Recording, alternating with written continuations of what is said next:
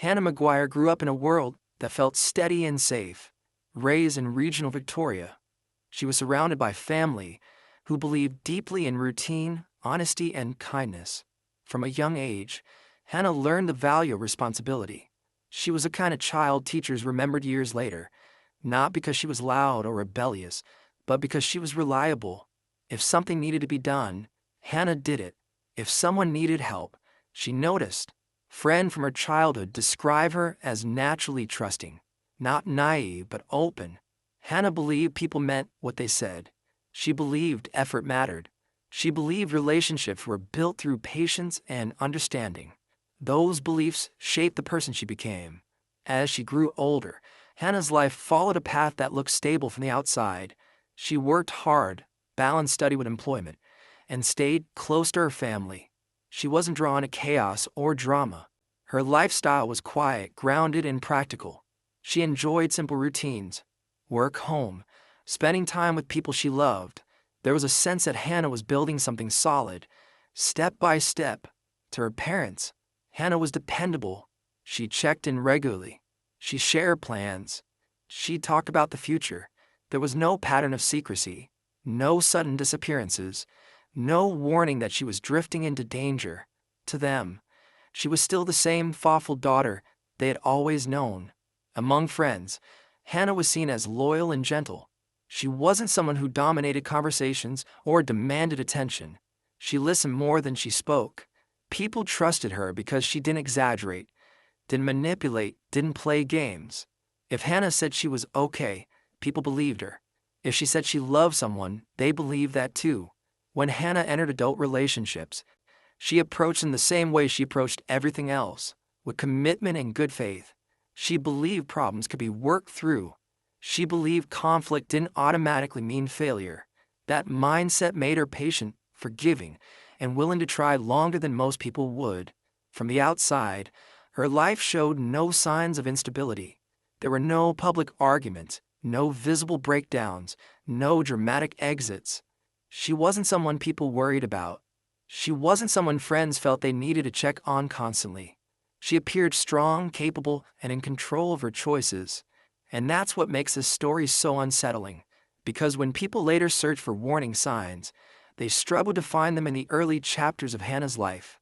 There was no reckless behavior, no history of danger, no pattern of self-destruction, nothing that suggested her life was moving toward violence. In my opinion, this is one of the hardest truths to accept in cases like this. We want to believe tragedy announces itself loudly, that danger looks obvious, that victims fit a certain profile. Hannah didn't. Her life looked ordinary, hopeful, and safe.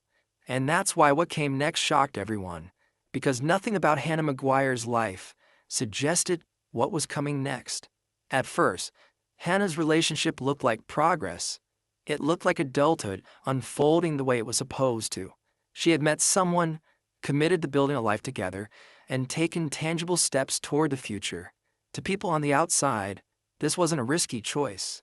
It looked stable, responsible, normal. Hannah spoke about her partner with optimism. She talked about shared plans, shared space, shared responsibility. They bought a home together, a milestone that signals seriousness and trust. For family and friends, this was reassuring. It suggested permanence. It suggested safety. No one questioned it, because nothing about Hannah's past suggested she would choose poorly. In public, the relationship appeared calm. There were no scenes, no obvious conflict, no moments that demanded attention. When they were together, everything seemed fine. Smiles, politeness, familiarity.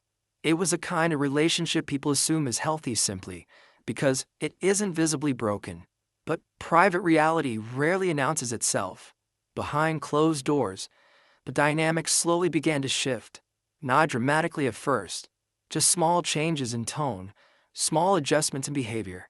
Hannah became more cautious about what she shared. She didn't stop talking, but she filtered. She chose her words carefully. She avoided details. Control rarely begins as control. It often begins as concern. Questions framed as care. Attention framed as protection. Over time, that concern started to feel heavier. Decisions that used to be Hannah's alone became discussions, then negotiations, then sources of tension. Jealousy entered quietly. It wasn't explosive. It showed up as suspicion, as irritation over small things, as an undercurrent that never fully disappeared. Hannah, being who she was, tried to smooth it over. She explained. She reassured. She believed that patience could fix discomfort. Friends noticed subtle shifts. Hannah was still present, but slightly guarded, still engaged but less spontaneous. If plans change, there was often an explanation attached. If she seemed distracted, she brushed it off. No one heard her ask for help. No one heard her say she was afraid. Family sensed something too, though it was difficult to name. Conversations felt shorter. There was a new tension when certain topics came up, but Hannah didn't frame it as a problem. She framed it as stress, as normal relationship challenges, and because she had always been level-headed, people trusted her judgment. That trust mattered. It meant no one pushed too hard. No one questioned deeply. No one assumed the relationship could be dangerous. In my opinion, this is where many stories quietly turn, not with shouting or visible harm, but with normalization. When discomfort becomes routine, when control is mistaken for commitment, when warning signs don't look alarming enough to confront. From the outside, Hannah's relationship still looked intact, still looked promising, still looked like the future she had been building toward. But beneath that surface, small cracks had already formed, and those cracks were widening. The day everything changed did not begin with panic. There was no alarm, no immediate sense that something was wrong. On the surface, it looked like an ordinary stretch of hours, one more day moving forward like all the others before it. Hannah was last seen going about her routine, in familiar places, surrounded by the kind of normalcy that makes disappearance so difficult to comprehend.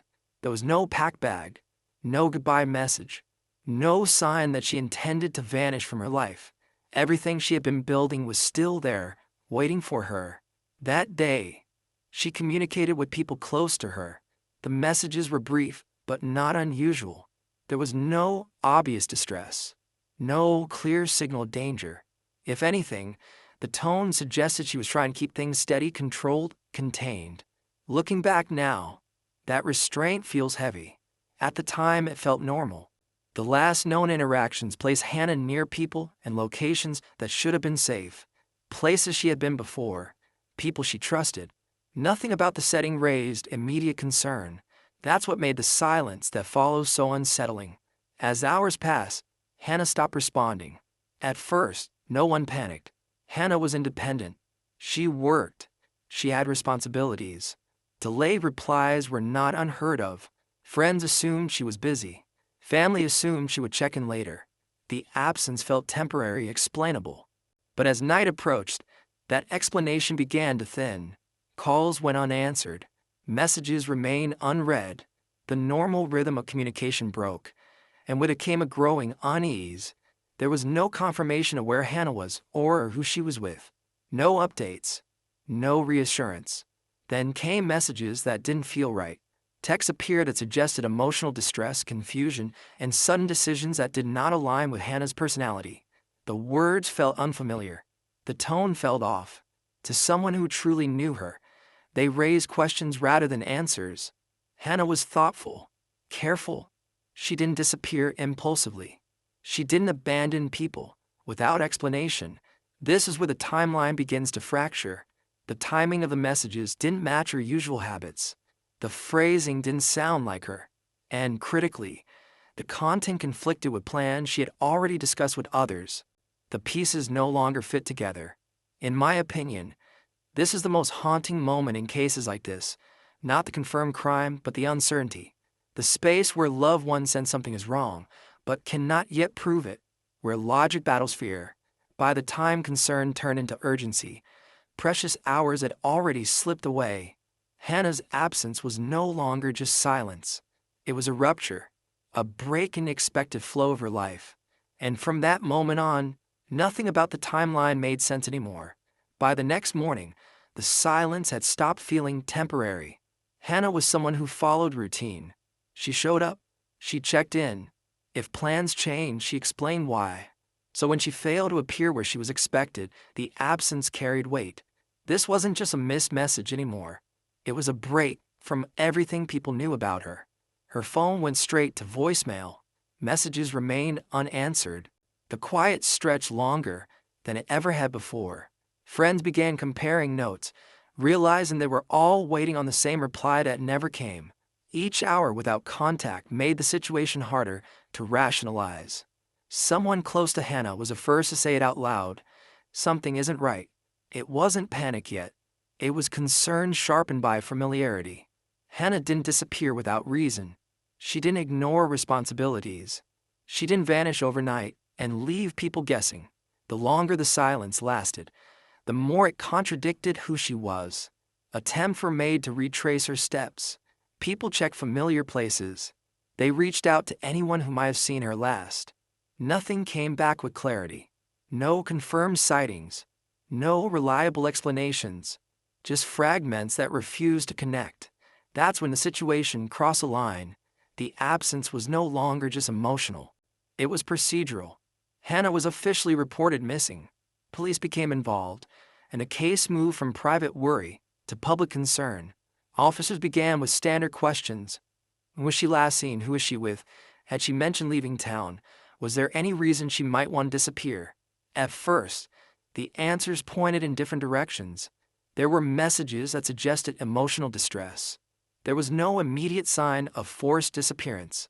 There was no confirmed crime scene. From an investigative standpoint, nothing was clear. The silence could mean many things, and none of them could be ruled out yet.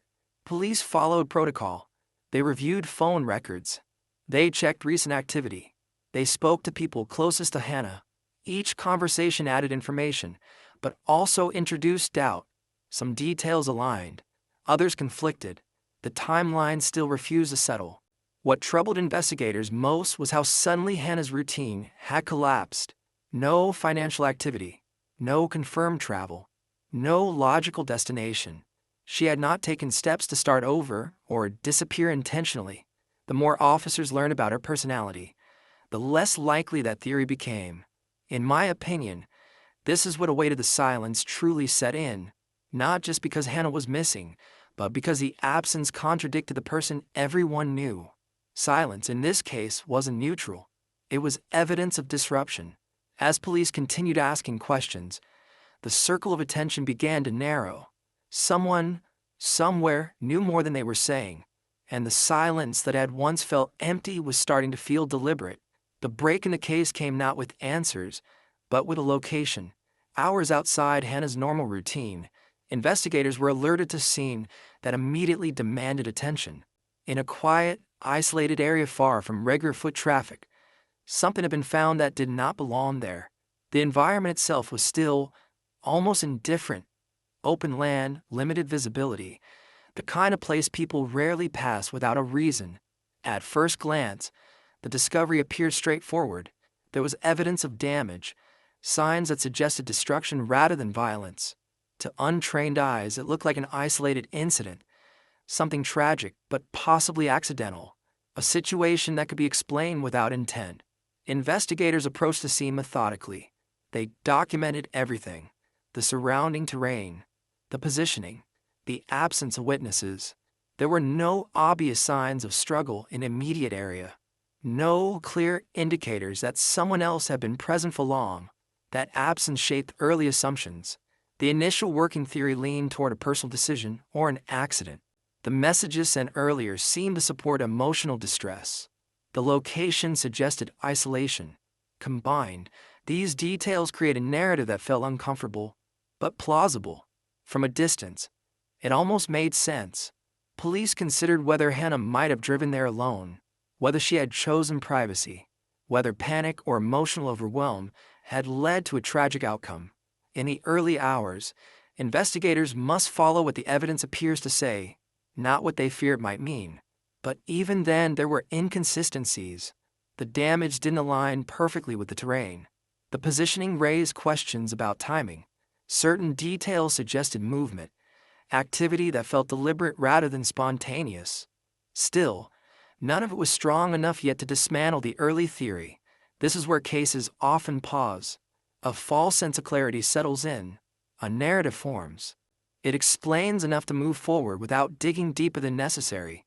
And for a brief moment, it feels like the mystery may already be solved.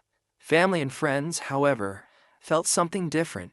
They listened to the explanations and struggled to reconcile them with the Hannah they knew. The location didn't fit her habits. The supposed emotional collapse didn't match her recent plans. The idea that she would disappear without direct communication felt wrong. In my opinion, this is one of the most dangerous moments in any investigation. The point where a theory becomes comfortable, when uncertainty starts to harden into assumption, when unanswered questions are temporarily ignored because the story feels complete enough. But investigators are trained to test comfort. As they began examining timelines more closely, small contradictions surfaced. The sequence of events didn't align cleanly. Certain actions required more time than the theory allowed, and crucially, some evidence suggested planning rather than impulse. The scene, once thought to offer clarity, began to raise more questions than it answered, and slowly, that early explanation started to unravel. As the investigation moved forward, attention naturally settled on a most obvious theory. When a person disappears under emotional circumstances, investigators are trained to start close. They look at intimate relationships first, not because of assumption, but because statistics demand it. The people closest to someone often hold the clearest motive or the clearest answers. Hannah's romantic partner quickly became central to the investigation. On the surface, the reasoning was straightforward. The relationship had shown signs of strain. There had been conflict. There were messages that suggested emotional instability. And Hannah was last known to be connected to that relationship when contact stopped. From an investigative standpoint, it was logical to look there first. Officers began asking direct questions. Where was he during the critical hours? When had he last seen Hannah? What did they discuss? His answers were cooperative, detailed, calm, too calm. Some might later say, but at the time, calmness was not evidence. He provided an explanation that appeared to align with the early theory. He described emotional distance, tension, and concern. He acknowledged problems but framed them as mutual stress rather than danger. Nothing he said directly contradicted known facts, at least not yet. There was also no immediate physical evidence tying him to a crime scene. No witnesses placing him somewhere he shouldn't have been. No clear forensic link. His movements, on paper, appeared explainable. His statements were consistent enough to survive early scrutiny. And so, despite being the obvious focus, the case stalled. Investigators hit their first real wall. The motive made sense emotionally, but the evidence did not yet support direct accusation. Police cannot move on suspicion alone. They needed proof, something concrete that broke through explanation and doubt. As days passed, pressure mounted. The public wanted clarity. Family wanted answers. But the investigation could not rush ahead of the facts. Each time detectives tried to push the theory further, it slipped just out of reach. That uncertainty created space for doubt. Could this have been an outsider? A random encounter? An accident misinterpreted? The location where evidence was found allowed for alternative explanations. And without a clear timeline, each possibility remained open. In my opinion, this is where cases become most fragile. When logic points in one direction, but evidence refuses to follow. When the obvious answer feels right, yet cannot be proven. It's in this space that mistakes are often made, or avoided, depending on patience. To their credit, investigators did not force a theory to fit. Instead, they stepped back. They re-examined assumptions. They reviewed what they might be missing rather than what they wanted to confirm. And that decision mattered, because the more they tested the initial theory, the clearer it became that something wasn't lining up. The story being told explained emotions, but not actions. It explained tension, but not timing. The obvious theory had carried the investigation as far as it could, and now it was beginning to fail. When the investigation stalled, detectives returned to a place they had deliberately tried not to overinterpret. The relationship itself, not the version presented publicly, not the polite explanations, but the private record left behind in messages, patterns, and behavior over time. When investigators began reviewing Hannah's communications more closely, a different picture emerged. Text messages revealed tension that had been minimized before, conversations that showed cycles of reassurance followed by conflict, apologies that were repeated too often to be coincidence, Hannah explaining herself when no explanation should have been necessary. There were arguments that didn't explode but lingered, disagreements that never truly resolved. Instead, they reset, only to return again. That pattern caught investigators' attention. Healthy relationships moved forward. These conversations circled. Control became visible in small ways. Questions about where Hannah was, who she was with, why plans changed. Requests framed as concern, but repeated often enough to feel restrictive. Over time, Hannah's tone shifted. She became careful. She chose words that calmed rather than challenged. She explained feelings instead of expressing them. Investigators noticed something else: imbalance. Hannah consistently tried to de-escalate. She took responsibility for emotional friction. She reassured even when she hadn't done anything wrong. That dynamic, one person managing the emotional stability of the relationship, often points to control, not compromise. Friends' earlier concerns suddenly made sense. Moments they had dismissed as stress now aligned with the pattern. Hannah withdrawing slightly, avoiding certain topics, making excuses for behavior she once would have questioned. These were not isolated incidents. They were fragments of a larger structure. Police also revisited prior reports and interactions, past incidents that had resulted in charges, complaints that hadn't escalated, situations that, at the time, seemed manageable.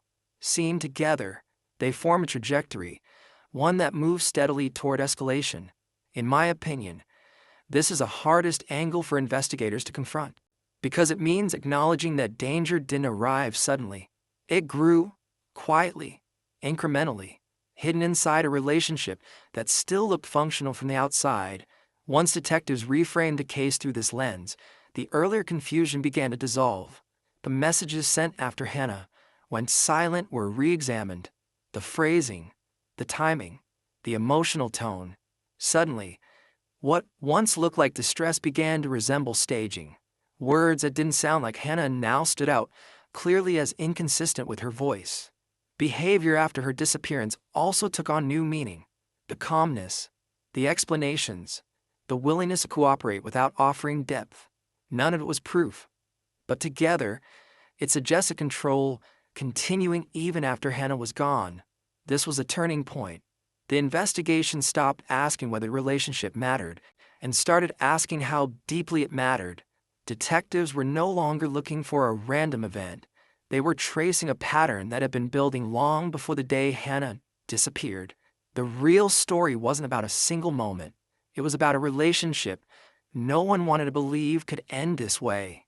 And once that truth surfaced, the case began moving again, fast. The case didn't break open all at once. It turned on a single detail, small on the surface, but devastating in implication. Investigators have been reconstructing timelines minute by minute, comparing phone data with known movements. When they overlaid message timestamps against location records, one inconsistency refused to disappear. A message sent after Hannah had gone silent appeared to originate from a place she could not have been. At first, it looked like a technical error. Those happen. Signals bounce. Data can be imprecise. But when analysts ran the numbers again, the result was the same. The phone was active, moving, while Hannah was not. That detail changed everything. Police began to look not at what the messages said, but at how they were sent. The pacing was wrong. The language didn't align with Hannah's normal patterns. Even the pauses between words felt calculated rather than emotional. What once appeared to be distress now looked rehearsed. Then a witness came forward. It wasn't dramatic confession. It was a quiet statement from someone who had noticed behavior that didn't sit right. They described a conversation after Hannah's disappearance. Remarks that felt detached, oddly practical, as if a situation were being managed rather than mourned. The timing of those remarks placed the suspect in control of information he shouldn't have had yet. Investigators returned to behavior after the incident. They noted how quickly explanations were offered, how concern was expressed without urgency, how questions were answered precisely, but without curiosity. There was no searching, no visible confusion, no emotional volatility. It was composure that didn't match uncertainty. In my opinion, this is one of the clearest indicators investigators ever get. Not anger, not panic, but control, the ability to steer a narrative while others are still trying to understand what happened. When detectives confronted the suspect with the new findings, the responses shifted, not dramatically, but subtly. Clarifications replaced confidence, details were adjusted, small changes that suggested recalculation, and then came the physical evidence.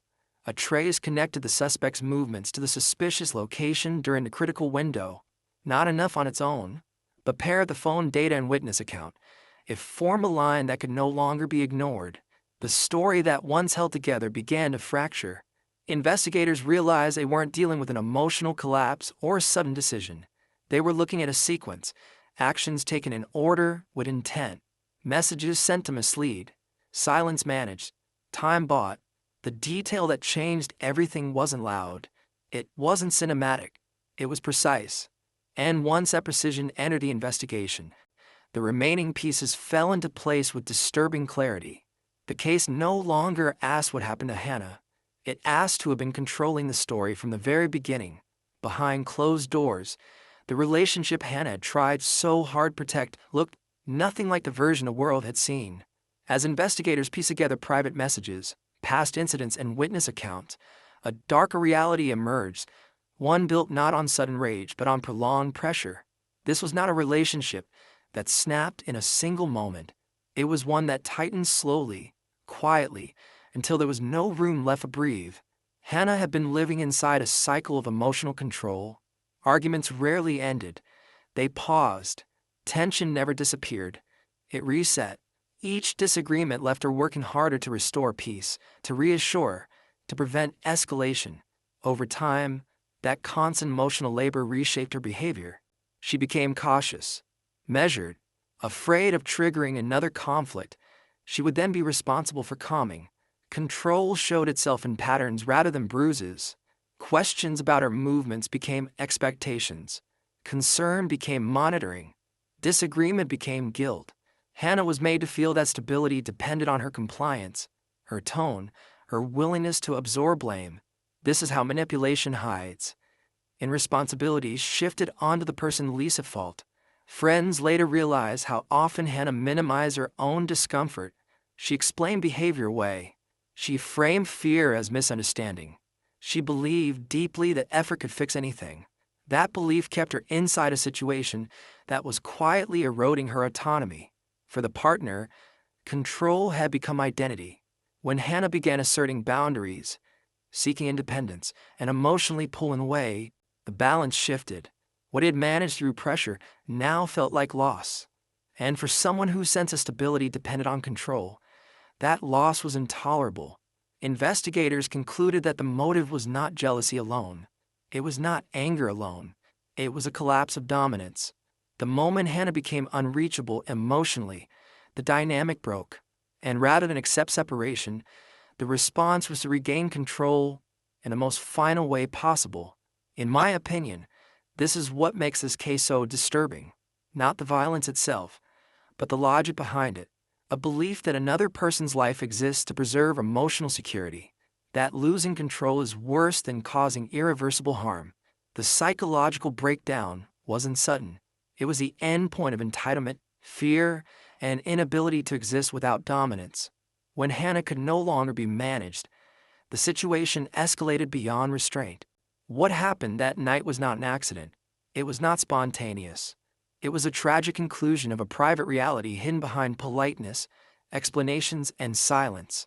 The truth behind closed doors explained everything investigators had struggled to reconcile: the messages, the behavior, the staging, the calm.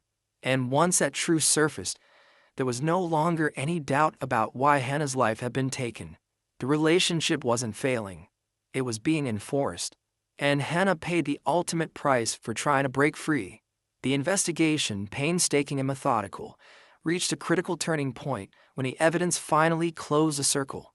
The inconsistencies, the suspicious movements, the messages that didn't belong to Hannah, they all pointed to a single conclusion. The person closest to her had been manipulating the narrative from the very start. The time for speculation was over. Police moved carefully but decisively. Armed with location data, witness statements, and the reconstructed timeline, they confronted the suspect. The questioning was exhaustive, designed to test every story, every alibi, every explanation. And in that pressure, the cracks in the carefully constructed facade began to show. Initially, the suspect denied wrongdoing.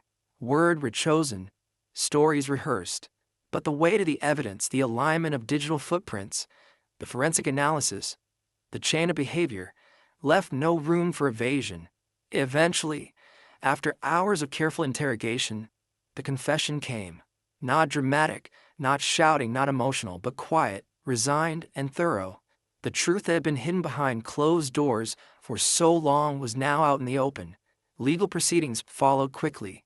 The suspect was formally arrested and charged with murder.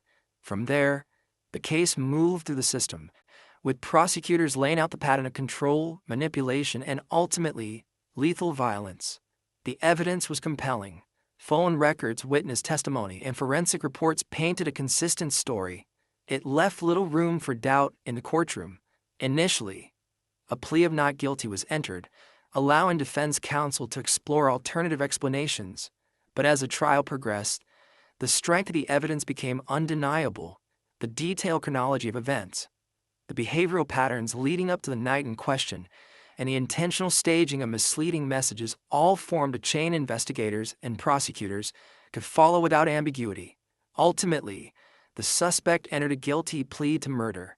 In court, the judge acknowledged the premeditated nature of the crime and the prolonged abuse that had culminated in Hannah's death.